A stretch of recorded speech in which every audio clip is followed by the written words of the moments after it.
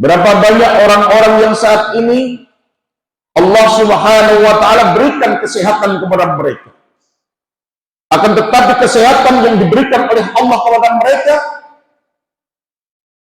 tidak menjadikan mereka dekat kepada Allah yang memberikan kenikmatan. Justru kenikmatan kesehatan yang diberikan oleh Allah menjauhkan dia daripada Allah sang pemberi kenikmatan itu. Tatkala sebagian besar kaum muslimin ini mendengar seruan adzan hayya 'alas shalah, marilah kita sholat. Sebelum kita disolatkan nanti, marilah memenuhi panggilan Allah sebelum Allah melimpahkan musibah kepada kita, lumpuh tidak bisa melaksanakan aktivitas. Marilah kita sholat. Sebagian kaum muslimin, orang-orang yang beriman, orang-orang yang berilmu, orang-orang yang ahlul ibadah, mereka berduyun-duyun mendatangi baitan min buyutillah, rumah di antara rumah-rumah Allah. Mereka datangi karena sudah mendengar seruan hayya 'alas shalah. Marilah kita sholat.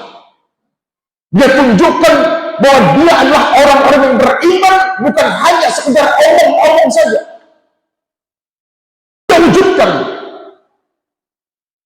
Tapi sebagian besar orang-orang yang mengklaim dirinya sebagai orang Islam ini, Masya Allah, memilih jauh daripada Allah. Padahal sebagian kecil hamba-hamba Allah mendatangi rumah-rumah Allah karena dia sadar wa ilallah turja'ul umur, bahwa semua urusan kita akan dikembalikan kepada Allah. Sadar bahwa kita nanti akan kembali kepada Allah. Sadar bahwa kita nanti akan disolatkan di depan orang-orang yang mensolatkan kita. Berbaring kita di atas keranda menjuru pendosa. Sadar mestinya. Kenapa hal ini terjadi? Karena hatinya sudah ditutup oleh Allah, sudah dibekukan oleh Allah. Kenapa hal itu terjadi? Karena mereka sulit menerima nasihat. Karena mereka sulit menerima hidayah. Kenapa sulit menerima hidayah? Karena illatul ilmi, karena sedikitnya ilmu syar'i. Ini hati-hati. Bagaimana hatinya gak beku, diberikan nasihat mental sulit, makanya mereka memilih duduk, mereka memilih menjauh kepada Allah daripada datang memenuhi panggilan Allah Subhanahu wa Ta'ala. Ini hati-hati. Berbahaya sekali orang-orang seperti ini. Penyebab hati mereka itu keras seperti batu karena qillatul ilmi, sedikitnya ilmu syar'i. Karena penyebab hati kita yang beku, atos sampai Allah menutup hati kita. Khatamallahu ala qulubihim, Allah menutup hati-hati mereka, orang-orang kafir itu, karena mereka ini tidak mau menerima kebenaran. Karena mereka tidak mempunyai ilmu, makanya mereka ini memilih kufur kepada Allah. Sebelum Allah membekukan hati-hati kita ini, maka bertobatlah kita, ya? Bertobat. Karena sebab seseorang ini mempunyai hati yang sangat keras, menjauh bahkan berpaling daripada majelis ilmu karena dia menjauhi ilmu. Hati-hati, ya. Gak boleh. Jangan kita mengikuti orang-orang bodoh, orang-orang jahiliyah. Sama kejelek-jeleknya, bayar sholat gak sholat, bayar poso gak poso, Masya Allah. Iki apa sih diteleni? Ingat, Amirul Mukminin Umar bin Khattab radhiyallahu taala anhu, beliau pernah berdiri di depan tumpukan sampah, berdiri merenungi, dia melihat tumpukan sampah. Para sahabat tidak ada yang berani menegurnya.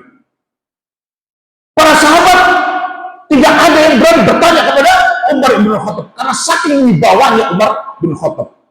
Ada seorang sahabat yang bertanya, wahai Amirul Mukminin, apa yang kamu renungi tentang sampah ini? Waqala, maka Umar bin Khattab, hada asbah dunyakum. Ini adalah akhir dunia kalian yang kalian tumpuk, yang kalian dewa-dewakan. Masya Allah. Coba bayangkan.